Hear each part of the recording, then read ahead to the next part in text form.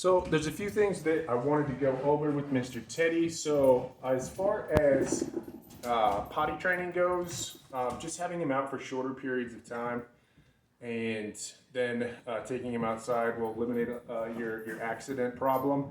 And when he does go outside, giving him some positive reinforcement, that can be huge. And not leaving him alone. If he's going to be alone, just put him in a crate or a safe area. You know he's not going to go potty. So that would be my quick tips on our potty training. And what I want to discuss also, you were talking about not jumping up onto counters. So just not jumping up in general is going to be hugely beneficial for him. So Teddy, space. So having him have just a space command where he knows not to jump up on me, space, will be hugely beneficial. So telling him space means that he needs to give me a little bubble around myself, space, and back up. So I did notice he was jumping a bit when he came here, so I definitely encourage you to continue to work on that. But when it comes to counters themselves, if he actually gets up on a counter, you can certainly tell him space, and he should pop on down. And another thing in conjunction with this is just a good lead it. If I place something on a counter that I don't want him to get to, he should know that he's not able to get to that. You can just work with him on a solid leave it, so he knows when you tell him leave it, he's got to leave something. So it's going to take these treats here. Teddy, leave it.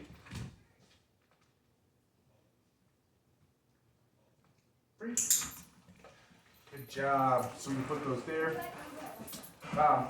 So you can put it on a counter, a surface he's not supposed to get to. When I do that, I knock it down onto the floor so he never gets to actually eat it from that surface. So you say, Teddy, leave it.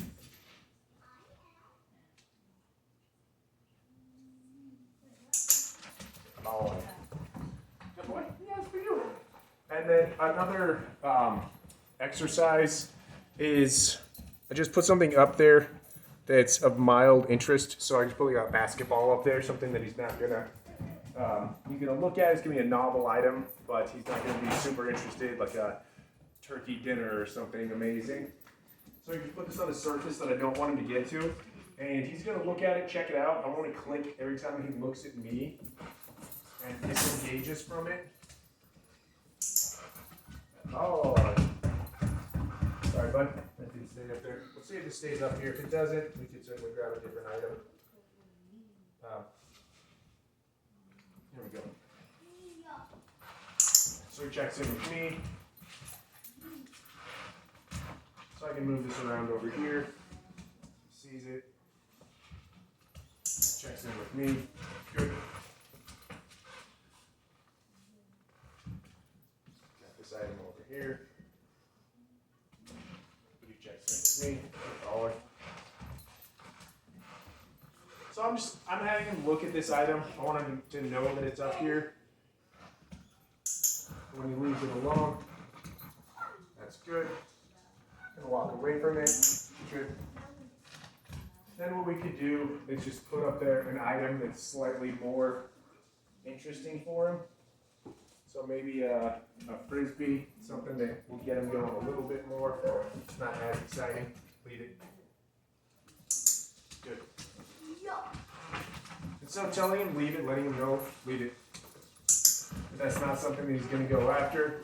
So that might even be good. A little too exciting. Leave it.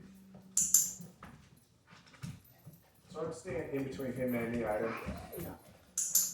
Good. So he leaves it alone. That's good.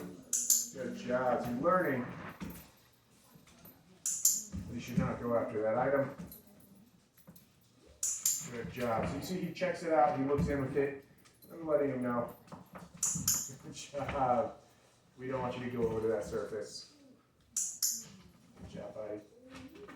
Yeah, you're doing good. So he sees it. That's so because he's very interested in that. We're right at this level of this is an item that he considers a pretty high value item, but not so bad that he's just gonna absolutely go crazy for it. He can leave it alone, but it's definitely a challenge for him. So again, just to recap, leave it's a good skill in your toolbox where if you're putting things down that he's not going to go after, just telling him to leave it.